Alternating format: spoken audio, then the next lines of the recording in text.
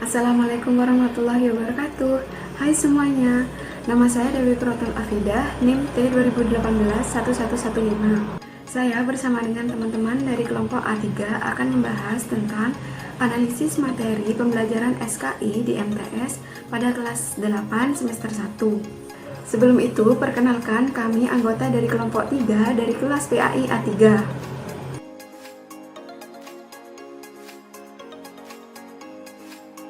Pembelajaran SKI di MTS pada kelas 8 semester 1 terdiri dari 2 bab. Kami di sini akan menganalisis 2 bab tersebut. Bab 1 membahas tentang Daulah Abbasiyah membangun peradaban Islam, sedangkan bab 2 membahas tentang kejayaan intelektual, ilmuwan, dan ulama muslim Daulah Abbasiyah. Kami di sini akan membahas tentang indikator, peta konsep, dan metode penyampaian materi pada kedua bab tersebut. Yang pertama adalah indikator. Indikator merupakan perilaku yang dapat diukur atau diobservasi untuk menunjukkan ketercapaian kompetensi dasar atau KD tertentu. Berikut merupakan indikator dari bab 1 dan bab 2 pada pembelajaran SKI kelas 8 semester 1. Peta konsep adalah suatu ilustrasi atau bagan skematis yang dibuat untuk menunjukkan keterkaitan atau hubungan antara satu konsep dengan konsep yang lainnya. Berikut merupakan peta konsep dari bab 1 dan bab 2. Selanjutnya yaitu metode penyampaian materi pembelajaran. Dalam menggunakan atau menerapkan metode, hendaknya disesuaikan dengan materi yang akan dibahas. Hal ini bertujuan agar pembelajaran dapat berlangsung secara efektif dan siswa dapat mengerti dengan mudah materi yang disampaikan.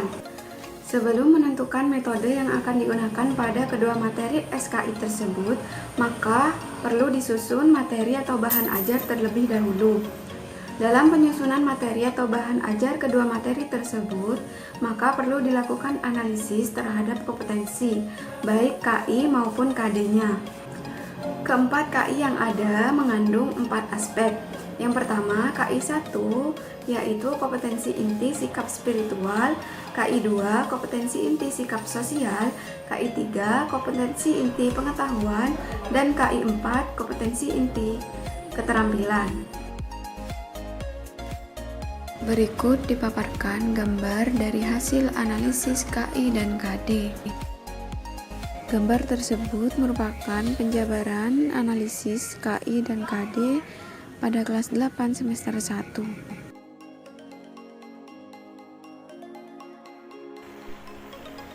Bismillahirrahmanirrahim. Assalamualaikum warahmatullahi wabarakatuh. Perkenalkan, nama saya Muhammad Anil Yakin dari kelas A3 kelompok 3. Baik, di sini saya akan menjelaskan tentang metode penyampaian materi pembelajaran bagian B, yaitu mencoba, mengolah, dan menggunakan.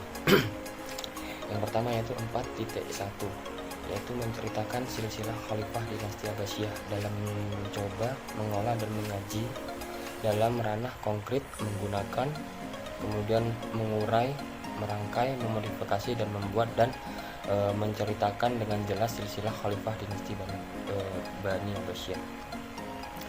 Yang selanjutnya yaitu 4.2, yaitu menceritakan biografi dan karya para ilmuwan muslim pada masa dinasti Abbasiyah. Yang selanjutnya yaitu 4.3, yaitu menunjukkan contoh keindahan kota Baghdad secara wujud kemajuan budaya di masa dinasti Abbasiyah. Yang selanjutnya yaitu pengembangan bahan ajar dalam bentuk teks pada mata pelajaran SKI di MTS.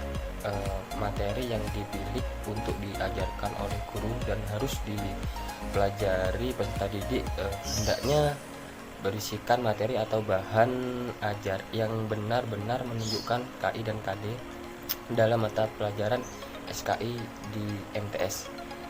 Misalnya seperti 4.1, yaitu menceritakan silsilah khalifah dinasti Bani Abbasiyah. Contohnya yang selanjutnya yaitu 4.3, yaitu menunjukkan contoh keindahan kota Baghdad sebagai wujud kemajuan budaya di masa Bani Abbasiyah. Assalamualaikum warahmatullahi wabarakatuh. Perkenalkan, nama saya Dina Kamalia Masyuda, NIM T 2018-1198. Baik, di sini saya dari kelompok 3 pembelajaran SKI akan menjelaskan mengenai materi konsep dan materi fakta pada LKS MTS kelas 8 semester 1. Nah, baik. Yang pertama yaitu materi fakta. Pengertian materi fakta sendiri merupakan segala hal yang berwujud kenyataan dan kebenaran, yaitu meliputi nama-nama objek, peristiwa, sejarah, lambang, nama tempat, nama orang, nama bagian atau komponen suatu benda dan sebagainya. Contohnya materi fakta yang ada pada sejarah kebudayaan Islam yaitu peristiwa-peristiwa adanya Isra Mi'raj, hijrahnya Nabi, terus dakwahnya Nabi dan sebagainya. Nah, contoh materi fakta yang ada pada LKS kelas 8 semester 1. Di sini kami dari kelompok 3 mengambil bab 1 dan bab 2. Contoh dari bab 1 sendiri itu yang pertama yaitu proses berdirinya Daulah Abbasiyah. Nah, sejarah dari proses berdirinya Daulah Abbasiyah sendiri ini tidak terlepas dari sosok keluarga Bani Abbas sebagai sepupu Rasulullah yang merasa yang paling berhak menjadi pemimpin setelah Khulafaur Rasyidin. Ali bin Abdullah melakukan propaganda anti Daulah Umayyah yang mencoba meraih simpati masyarakat luas dengan menamakan gerakan propagandanya sebagai keluarga Bani Hashim. Tetapi sebelum usahanya itu terwujud, Ali bin Abdullah wafat pada tahun 124 Hijriah atau 742 Masehi. Ambisi Ali bin Abdullah selanjutnya dilanjutkan oleh putranya yaitu Muhammad bin Ali dalam rangka mewujudkan cita-citanya yaitu membangun kota Kufah dan Khurasan sebagai basis gerakan anti Daulah Umayyah. Kemudian terdapat Khalifah Al-Mansur. Beliau merupakan khalifah kedua dari Daulah Abbasiyah dan beliau merupakan khalifah yang menetapkan dasar-dasar pemerintahan Daulah Bani Abbas. Masa pemerintahan Abu Ja'far Al-Mansur ini merupakan masa awal perkembangan ilmu pengetahuan yang merupakan cikal bakal perkembangan kejayaan Abbasiyah di masa pemerintahan setelahnya. Kota Baghdad yang dibangunnya menjadi ibu kota dinasti Abbasiyah dan selain merupakan pusat perdagangan, juga kebudayaan dan ilmu pengetahuan. Baghdad dianggap sebagai kota terpenting di dunia dan menjadi salah satu pusat peradaban dunia. Nah, kemudian pada masa Khalifah Harun ar-Rasyid dan Khalifah Al-Ma'mun ini, peradaban Islam mencapai masa keemasannya. Kebudayaan India dan Yunani juga telah memberi sumbangan yang berarti bagi perkembangan kebudayaan Islam. Kota-kota Junjisapur, Haran, dan Iskandaria adalah pusat-pusat peradaban Yunani sebelum Islam. Setelah Islam datang, tradisi keilmuan Yunani terjaga, bahkan mengalami perkembangan yang semakin pesat. Beberapa sastrawan dan budayawan yang muncul pada masa itu adalah Ibnu Maskawai dan Al-Kindi. Kemudian materi fakta yang ada pada bab 2 yaitu adanya ilmuwan pada masa Daulah Abbasiyah. Yang pertama, jadi ada dua ilmuwan yang kami sebutkan yaitu ada ilmuwan kedokteran dan ilmuwan filsafat. Pertama yaitu ilmuwan kedokteran, bidang kedokteran. Jadi yang pertama ada ulama atau ilmuwan Ali bin Robban at-Tabari atau dikenal sebagai dokter masyhur abad klasik. Ali bin Sahl Robban at-Tabar lahir pada tahun 838 Masehi. Pada awalnya seorang yang beragama Islam. Pada awalnya beliau ini adalah berasal dari agama Kristen, dari Tabaristan. Kemudian beliau masuk Islam dan menjadi dokter pribadi Khalifah Al-Mutawakkil. Ayahnya adalah seorang dokter dan penulis kaligrafi yang hebat, dan dari ayahnya pula Ali At-Tabari pertama kali belajar ilmu kedokteran. Yang kedua yaitu ada Ar-Razi. Beliau juga disebut sebagai penemu penyakit cacar air dan darah tinggi. Nama lengkap Ar-Razi adalah Abu Bakar Muhammad bin Zakaria Ar-Razi. Beliau dilahirkan di kota Razi, Teheran, ibu kota Iran. Di Baghdad, beliau itu dikenal sebagai kepala dokter di rumah sakit besar yang ia dirikan sendiri. Kemudian yang ketiga ada Ibnu Sina. Nama lengkapnya yaitu Abu Ali Al-Husain bin Abdullah bin Ali bin Sina. Orang Arab memberinya gelar Syekh Furais atau pemimpin orang terpelajar. Beliau lahir pada tahun 1980 Masehi dan wafat pada tahun 1037 Masehi. Kemudian dianugerahi dengan kemampuan luar biasa untuk menyerap dan memelihara pengetahuan. Sarjana Islam dari Persia ini membaca buku-buku di perpustakaan besar milik raja, dan pada usia 21 tahun mulai menulis buku. Ibnu Sina ini lebih suka tindakan preventif daripada kuratif dan selalu menguatkan aspek rohani dan jasmani pasien dalam pengobatannya. Kemudian poin kedua yaitu ada ilmuwan filsafat Islam. Yang pertama yaitu adalah Al-Kindi. Beliau adalah filsafat pertama Islam. Al-Kindi ini nama lengkapnya ialah Abu Yusuf Yakub bin Ishaq bin Sabah Al-Kindi. Beliau adalah seorang putra gubernur yang lahir di Kufah sekitar tahun 801 Masehi, lalu menetap dan meninggal di Baghdad, Irak pada tahun 873 Masehi. Kemudian ia merupakan representasi pertama dan terakhir dari seorang murid Aristoteles yang merupakan filsafat Yunani di dunia timur yang murni keturunan Arab. Yang kedua ada Imam Al-Ghazali atau Hujatul Islam. Nah, Imam Ghazali memiliki nama lengkap Abu Hamid bin Muhammad Al-Ghazali At-Tusi. Beliau ini bergelar Hujatul Islam, yang artinya orang yang memiliki kewenangan atau otoritas atas Islam. Imam Ghazali ini memiliki karakter tekun, rajin, teliti, dan cerdas sehingga banyak disiplin ilmu yang dikuasainya, seperti ilmu kalam, fikih, teologi, filsafat, kimia, matematika, dan sebagainya. Nah, yang ketiga terdapat ilmuwan Ibnu Maskawai. Nama lengkapnya yaitu Abu Ali Ahmad Ibnu Muhammad Ibnu Maskawai. Beliau lahir di Iran pada tahun 932 Masehi dan wafat pada tahun 1030 Masehi. Ibnu Maskawai merupakan sosok ilmuwan muslim bidang ilmu filsafat akhlak. Menurutnya, akhlak merupakan keadaan jiwa seseorang yang mendorongnya melakukan perbuatan-perbuatan tanpa melalui pertimbangan pemikiran terdahulu.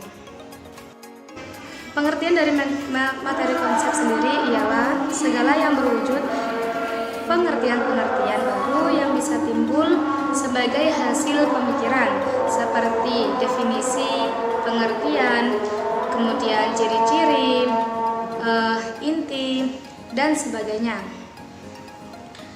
Nah, contoh materi konsep yang ada pada bab 1 ialah faktor pendukung terbentuknya Daulah Abbasiyah.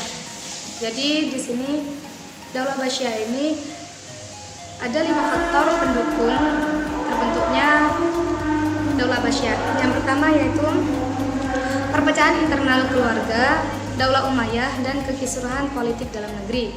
Yang kedua yaitu munculnya gerakan perlawanan terhadap pemerintahan Daulah Umayyah yang dilakukan oleh kelompok Mawali Dahak bin Qais Asy-Syaibani dan kelompok Syiah yang menilai tampuk kekuasaan khalifah adalah hak keturunan Ali bin Abi Thalib dan ingin menuntut balas atas terbunuhnya Husain bin Ali al-Karbala.